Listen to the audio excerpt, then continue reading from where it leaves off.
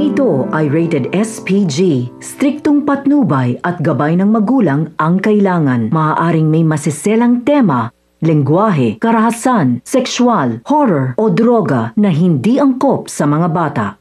Dahil sa matagumpay na napatay ni Tanggol si Congressman Sibilya, ay naging magaan na nga ang buhay ni Tanggol at ng kanyang mga kaibigan sa Bilibid, kung kaya't dito malaya siyang nakakalabas-masok sa Bilibid. Hanggang sa isang araw, matapos ang kanilang misyon ni Bubbles ay magpapaalam siya na kung pwedeng bisitahin ang kanyang pamilya. Sasabihin ni Bubbles na mahigpit na ipinagbilin ni Chief Espinas na wala dapat makakilala sa kanila kahit na sino. At dahil sa pakiusap ni Tanggol ay wala nang nagawa pa si Bubbles kundi pumayag at pinaalala sa binata na mag-iingat ito dahil pag nalaman ito ni Espinas ay paniguradong malalagot sila. Dahil may parte si Tanggol sa bawat kinikita ni Espinas ay naisip niyang dalawin ang kanyang lola Tinding upang magbigay ng pera na palihim. Dito ay pumasok siya at may inilagay na pera sa kwarto ng kanyang lola Tinding. Ngunit nang papaalis na siya ay naabutan siya ni Tinding, kung kaya't wala na siyang nagawa pa kundi sabihin ang lahat. Labis naman ang pag-aalala ni Tinding dahil sa kalagayan ni Tanggol. Narinig ito ni David at agad na pinaalis si Tanggol.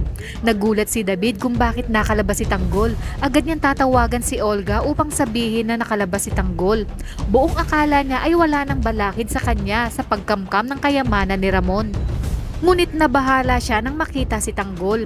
Sa kabilang banda, muling magkukross ang landas ni na Olga, ngunit hindi bilang Beng. Magugulat si Tanggol dahil ang Beng na nagpakilala sa kanya ay isa palang Montenegro. Agad na pinaalis ni Olga si Tanggol dahil sa takot na makita ito ni Ramon at Mokang.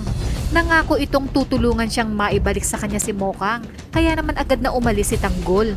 Ngunit tadhana na ang gumagawa ng paraan at nagcross na ang landas ni na Tanggol at Ramon at Mokang. Hindi makapaniwala si Mokang sa kanyang mga nalaman, maging si Tanggol ay gulong-gulo dahil sa mga nalaman niya tungkol sa kanyang pagkatao. Nagtagal ay isinama ni Ramon si Tanggol at harap-harapang ipinamuka kay David ang kasinungalingan nito nang iharap na mismo ni Ramon si Tanggol kay David.